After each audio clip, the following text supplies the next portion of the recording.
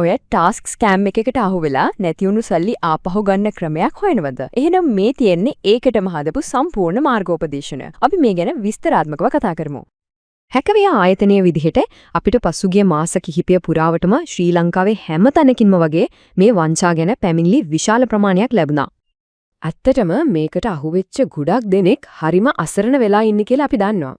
ඉතින් අපේ කණ්ඩායමට හැමෝටම තනිතනිව උදව් කරන්න සීමාවන් තියෙන නිසා හැමෝටම විශ්වාස කරන්න පුළුවන් පියවරෙන් පියවර අනුගමනය කරන්න පුළුවන් පැහැදිලි සැලැස්මක් දෙන්න තමයි අපි මේ මාර්ගෝපදේශය හැදුවේ.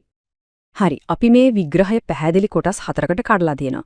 මුලින්ම අපි කතා කරනවා වංචාවේ සැබෑ තත්ත්වය ගැන, ඊළඟට වහාම ගන්න ඕන ක්‍රියාමාර්ග, තුන්වෙනියට නිල පැමිණිලි ගොනු කරන විදිහ, අවසාන වශයෙන් ඉදිරියට තමන්ව ආරක්ෂා කරගන්නේ කොහොමද කියලා. පළවෙනි කොටස වංචාවේ සැබෑ තත්ත්වය. අපි මුලින්ම මේ ඉන්න තත්ත්වය හරියටම තේරුම් අරන් ඉන්නේ. මේ මාර්ග උපදේශය කියන්නේ ඔයාට නැති වුණ හැම සතයක්ම ආපහු ලැබෙයි කියන සහතිකයක් නෙවෙයි. ඒ වගේම මේක ක්ෂණිකව හැමදේම යථා තත්ත්වයටපත් වෙනවා කියන පොරොන්දුවකුත් නෙවෙයි. මේ කාරණය මුලින්ම අවබෝධ කරගන්න එක ගොඩක් වැදගත්. හේතුව තමයි ඔයාගේ සල්ලි විනාඩි කිහිපයක් ඇතුළත බැංකු ගිණුම් කිහිපයක් හරහා ගිහින් අන්තිමට ක්‍රිප්ටෝකරන්සි බවට පත් වෙනවා. ඒ නිසා සල්ලි ආපහු ගන්න එක හරිම අමාරුයි. හැබැයි නිවැරදි නීතිය මාර්ගවලින් පැමිණිලි කළොත් අනිවාර්යෙන්ම ක්‍රියාමාර්ග ගන්නවා. ඒ වගේම නැතිවුණු මුදල් වලින් කොටසක් හරි ආපහු ලබා ගන්න අවස්ථාවක් තියෙනවා. ඒ නිසා බලාපොරොත්තු අතහරින්න එපා. මේ මාර්ගෝපදේශයෙන් අපි පෙන්වන්නේ ශ්‍රී ලංකාවේ තියෙන එකම නීත්‍යානුකූල සහ ආරක්ෂිත පැමිණිලි කිරීමේ ක්‍රියාවලිය විතරයි. මේකට කිටිමක් නැහැ, රහස් ක්‍රම නැහැ, වෙන කිසිම ආරක්ෂිත විකල්ප පාරක් නැහැ. මේක හොඳට මතක තියාගන්න. කවුරු හරි මීට වඩා ලේසි ක්‍රමයක් ගැන කිව්වොත් ඒ කියන්නේ එයාලෝ අයක් ආයෙත් සරයක් රවට්ටන්නයි හදන්නේ. ඔයාව රැවටුනේ ඔයාගේ මෝඩකමක් නිසා නෙවෙයි. ඔයාව රැවටුනේ මේ ජාවාරම්කරුවෝ හරිම සංකීර්ණ ස්තර ගණනාවකින් යුත් මානසික උපක්‍රම පාවිච්චි කරන නිසායි. ඒ නිසා කරුණා කරලා Tamanටම දොස් පවරා ගන්න එක නවත්තන්න.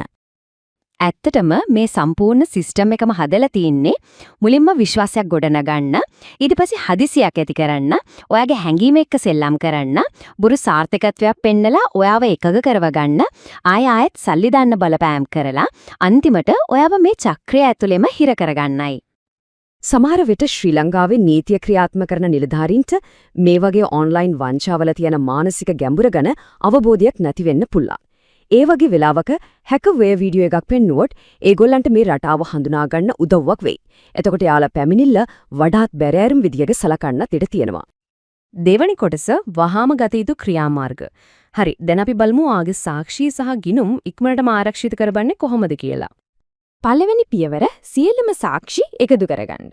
මේක තමයි හැම දෙයකටම වඩා වැදගත්. වංචාකාරයන්ව બ્લોක් කරන්නවත් එයාලත් එක්ක වාද කරන්නවත් යන්න කලින් මේක අනිවාර්යයෙන්ම කරන්න ඕනි. මොකද පොඩි හරි අනතුරක් දැනුන ගම ඒගොල්ලෝ හැම සාක්ෂියක්ම මකලා දානවා. මෙන්න ඔයා අනිවාර්යයෙන්ම එකතු කරගන්න ඕන සාක්ෂි.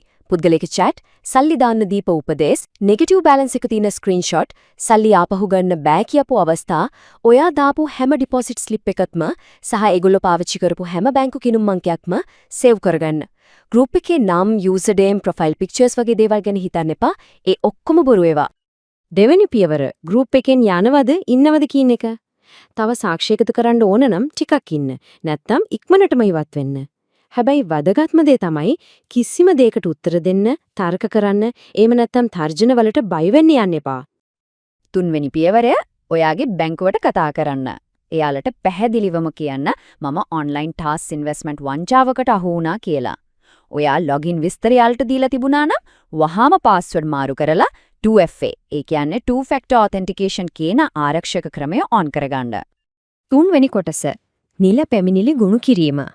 මේක තමයි ඔයාගේ නඩුවට අත්‍යවශ්‍යම නීතිමය පදනම. හතරවෙනි පියවර පොලිසියට පැමිණිල්ලක් දාන එක. ඔයාට නැතිවුණු මුදල අණුව පැමිණිල්ල දාන්න ඕන තැන වෙනස් වෙනවා.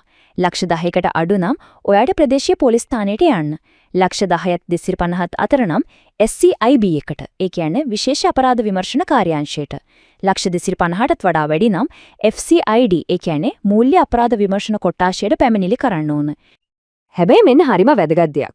ඔයාට නැති වුණ මුදල අඩු වුණත් විශේෂයෙන්ම ඔයා වගේම අහුවෙච්ච තව කීප දෙනෙක් එක්ක එකතු වෙනවා නම් FCID එකට පැමිණිලි කරන්න උත්සාහ කරන්න. කොහොම වුණත් පොලිසියට පැමිණිලි දුන්නට පස්සේ ඒක බාරගත්තා කියලා දෙන ලැබුපත, ඒ කියන්නේ acknowledgement slip එක ඉල්ල ගන්න කවදාවත් අමතක කරන්න එපා. පස්වෙනි පියවර තමයි ෆින්සර්ට් ආයතනයට වාර්තා කරන එක. ෆින්සර්ට් කියන්නේ ලංකාවේ මූල්‍ය සහ තොරතුරු තාක්ෂණ ආරක්ෂාව සම්බන්ධව ක්‍රියා කරන කණ්ඩායම.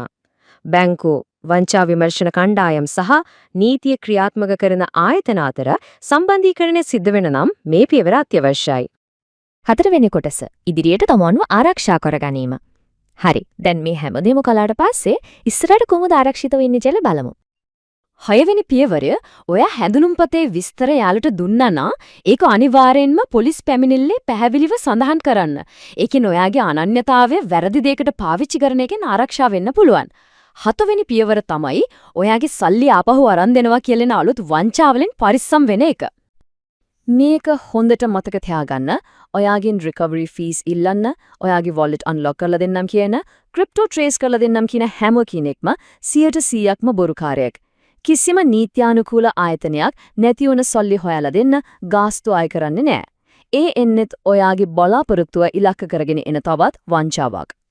ඔබට තවත් මඟ පෙන්වීමක් අවශ්‍ය නම් මේවත් නැත්නම් මේ ගැන කතා කරන්න කෙනෙක් අවශ්‍ය නම් අපේ sannivedana මාර්ග හැම වෙලේම විවෘතයි. ඔබ තනි වෙලා නැහැ. විමසිල්ලෙන් ඉන්න, සුරක්ෂිතව ඉන්න, හැක්කවයා සමගින්